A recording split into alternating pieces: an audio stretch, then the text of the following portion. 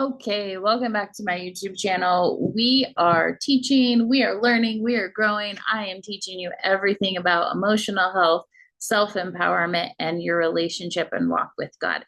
So I hope you hit subscribe and follow, and also find me on TikTok. Wow, TikTok if you're looking for a little bit of micro learning in those three categories as well. But I'm Courtney Carlson. I have been on an emotional health journey from my traumatic childhood for the last 24 years.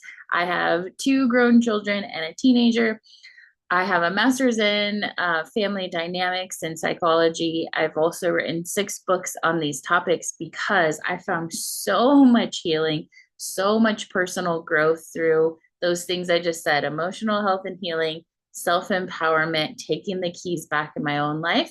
And then God radically impacted my life and said, I'm going to help you heal, learn, and grow and step into what I called you to do. And so now I get to share that with people like you.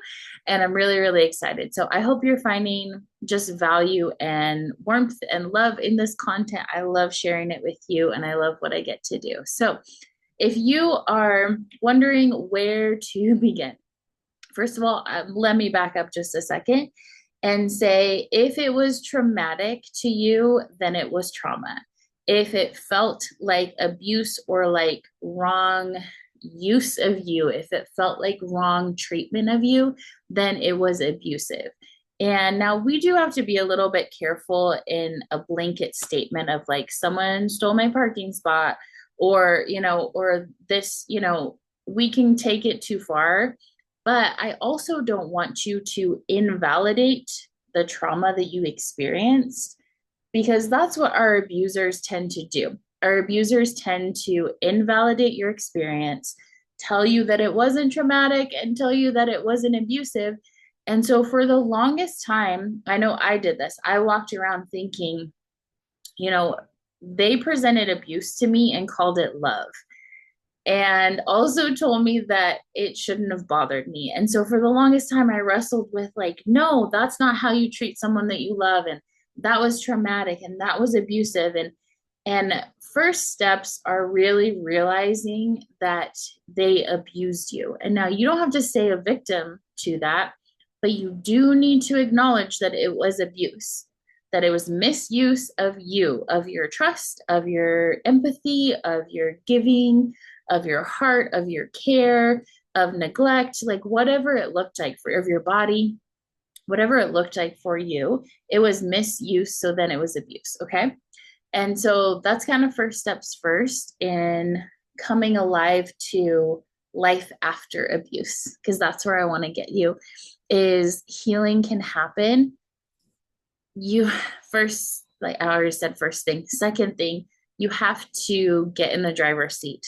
That was one of the hardest things for me to do as a victim and feeling abused and feeling powerless and all of these things is you have to step into the driver's seat of your life. So you take the keys back to your power, your voice, your boundary setting, your life in general, how you're going to raise your children, what you're going to do, what you're not going to do. It's almost like a blank slate or an open playing field.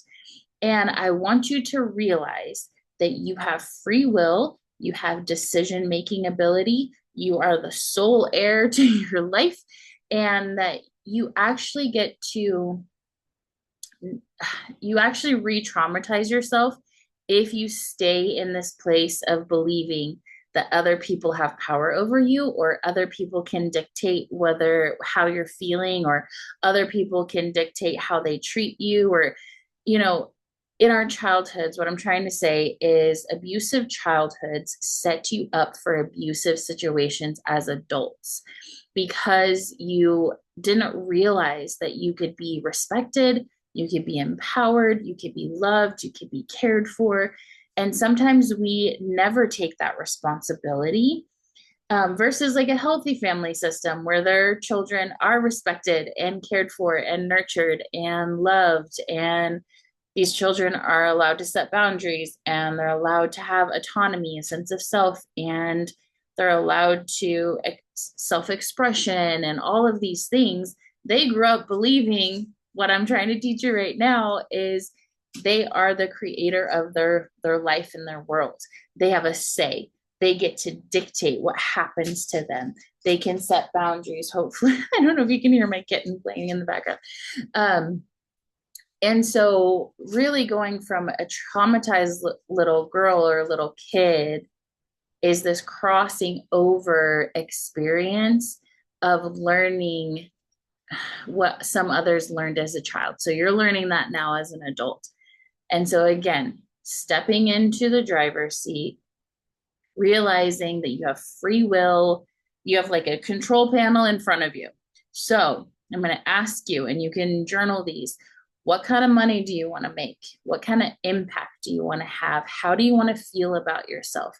How do you want to feel about others? What kind of parent do you want to be? What kind of education do you want to have? I'm trying to think of all these categories. Where do you want to live? What kind of home do you want to have?